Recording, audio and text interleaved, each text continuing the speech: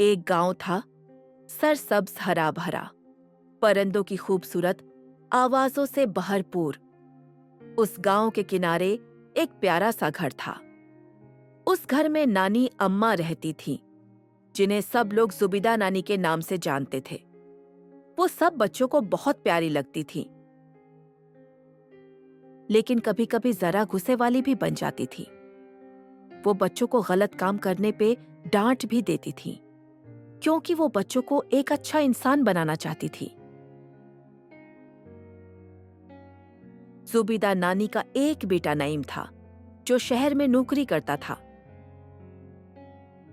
कुछ ही दिन पहले उसकी शादी शहर की एक खूबसूरत, पढ़ी लिखी और नरम दिल लड़की ज़ैनब से हुई थी। जब ज़ैनब पहली बार गांव आई तो सबने उसका इस्तकबाल किया।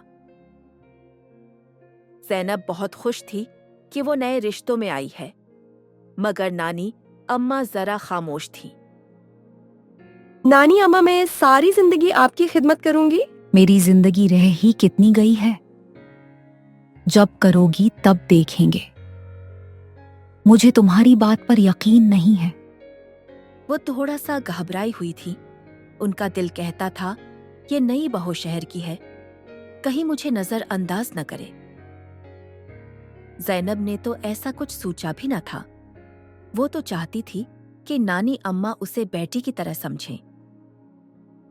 वो घर के काम काज करती थी, सारा दिन घर के बर्तन साफ करती, झाड़ू लगाती और घर का हर चुहोटा बड़ा काम दिल से करती। लेकिन बातों बातों में गलत फहमियां होने लगीं, जबकि ज़ैनब का ऐसा कोई मकसद नहीं था।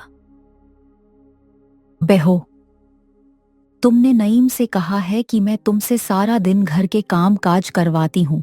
मैंने तो कभी तुमसे काम करने का नहीं कहा। नईम मुझसे नाराज हो रहा था। तुमने ऐसा करके अच्छा नहीं किया। नहीं नानी अम्मा, मेरा वो मतलब नहीं था।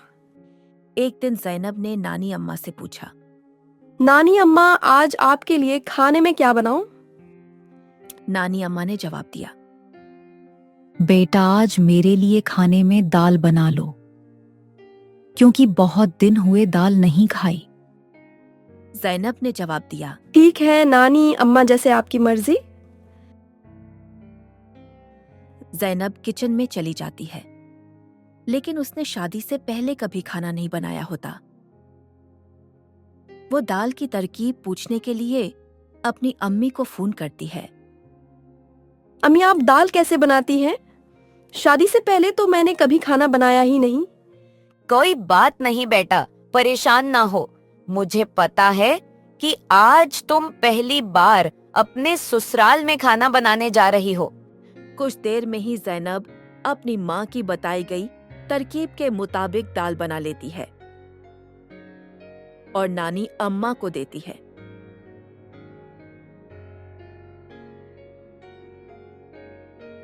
नानी अम्मा दाल खाती हैं तो दाल में जरा सा नमक ज्यादा हो जाता है।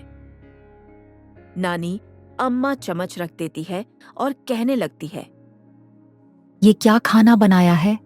तुम्हारी माँ ने तुम्हें कुछ नहीं सिखाया। ज़ैनब की आंखों में आंसू आ गए, लेकिन उसने कुछ न कहा। वो अपने कमरे में चली गई और रोना शुरू कर दिया। फिर उसने अपने मियाँ को फोन किया।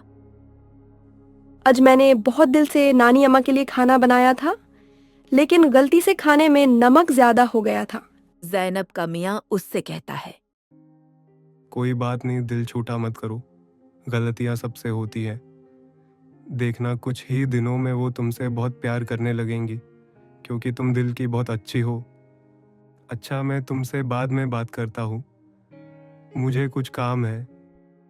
ये कहकर उसका मियाँ फोन बंद कर देता है।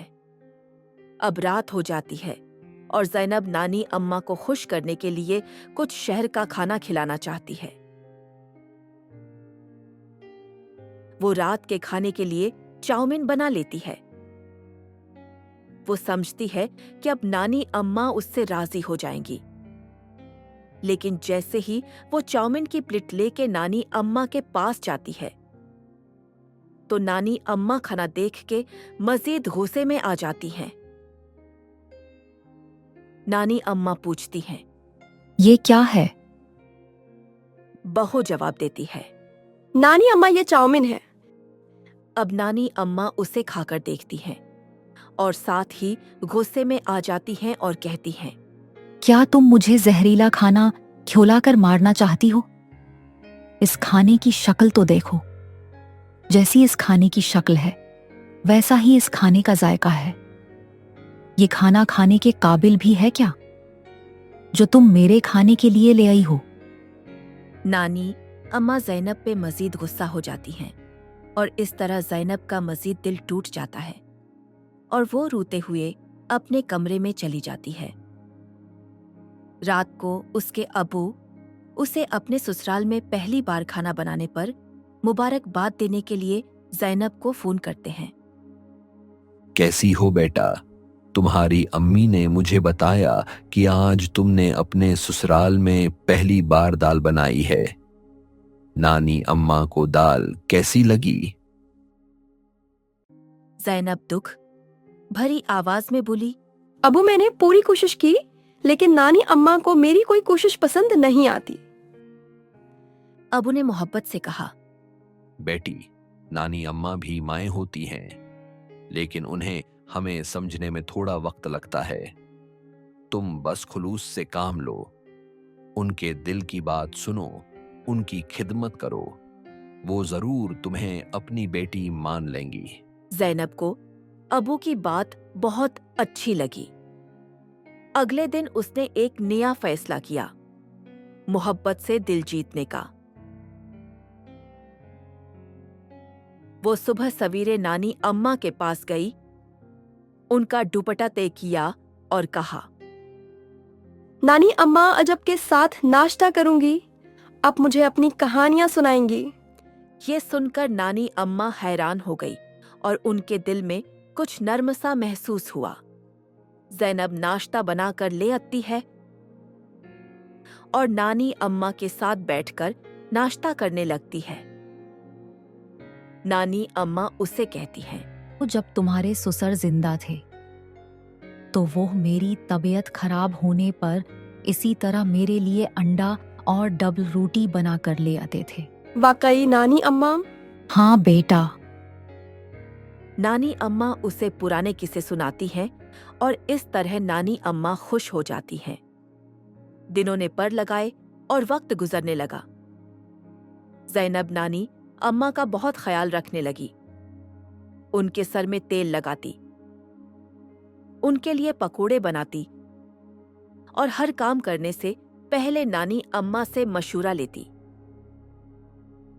एक दिन नानी अम्मा बीमार हो गई। ज़ैनब ने सारी रात उनके सरहाने बैठकर उनकी खिदमत की। दवा, पानी, रुमाल, सब कुछ वक्त पर दिया। जब सुबह हुई तो नानी अम्मा की तबीयत कुछ संभली तो उन्होंने आहिस्ता से ज़ैनब का हाथ थामा और आंखों में आंसुओं के साथ कहा, बेटी, मैंने तुम्हें पहचानने में देर कर दी। तुम तो मेरे दिल की ठंडक हो। ज़ैनब की आंखों में भी आंसू आ गए। उस दिन नानी अम्मा और ज़ैनब न सिर्फ बहू और सास थीं, बल्कि अब वो दो सच्चे दोस्त और माँ बेटी बन गई थी। अब वो शाम को बैठकर चाय पीते और गपशप करती।